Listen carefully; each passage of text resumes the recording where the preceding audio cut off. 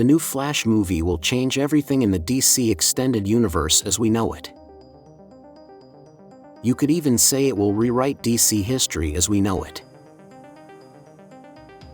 Kidding aside, there is no doubt that this movie will be the key to what is to come in future DC projects, such as the new Blue Beetle movie starring Xolo Maridueña, which we had the pleasure of seeing its first trailer back in April 3rd of this year.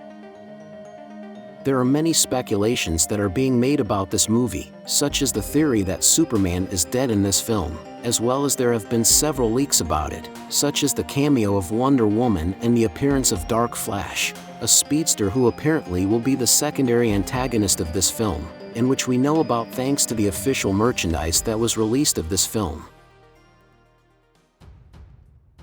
Fun fact about the Flash movie: you may not know that after the events of the Flash movie, new villains will be forming for this new DC universe. What if I told you that one of these villains will be Barry Allen himself? And no, I'm not talking about a Barry lookalike who is corrupted and eventually becomes one of the most powerful villains the Scarlet Speedster will face.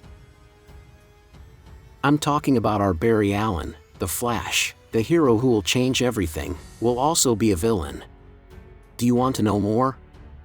Well, stay tuned to this video, as we will be discussing all the details of how Barry Allen will be the villain of the new DC Extended Universe.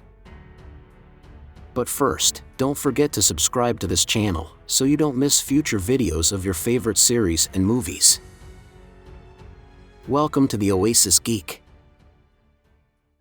Let's start with the synopsis of the Flash movie, since it has the basis of everything we will talk about today. It reads as follows. Ezra Miller returns to his role as Barry Allen in the DC superhero's first standalone feature film. Worlds collide in The Flash, when Barry uses his superpowers to travel through time in order to change the events of the past. But when his attempt to save his family inadvertently alters the future, Barry is trapped in a reality where General Zod has returned, threatening annihilation, and there are no superheroes to turn to. Unless Barry manages to bring a very different Batman out of retirement and rescue an imprisoned Kryptonian, even if he's not the one he's looking for. Ultimately, to save the world he finds himself in and return to the future he knows, Barry's only hope is to run for his life. But will making the ultimate sacrifice be enough to restore the universe?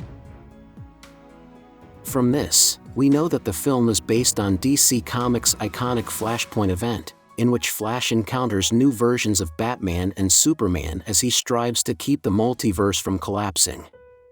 One of the biggest changes Flashpoint reveals to us is the history of Batman. All or most of us already know Batman's origin story. This one tells how a young Bruce was on his way home from watching a movie with his parents, when a mugger tries to snatch his mother's necklace. The mugger ends up shooting Bruce's parents, leaving only Bruce alive. Then the boy, Bruce Wayne, vows to avenge his parents for the rest of his life, dedicating himself to fighting criminals like the one who killed them. Over the years, Batman's origin story has changed, but the basis of this origin is always the same. Flashpoint gives it a twist, since that night who ends up being the victim of the mugger is Bruce Wayne, turning Martha into the female Joker, and Thomas becomes the Batman of that universe, one who is willing to take all necessary measures no matter the cost. Other changes include Cyborg's position as the world's ultimate hero, just like Superman in the main timeline.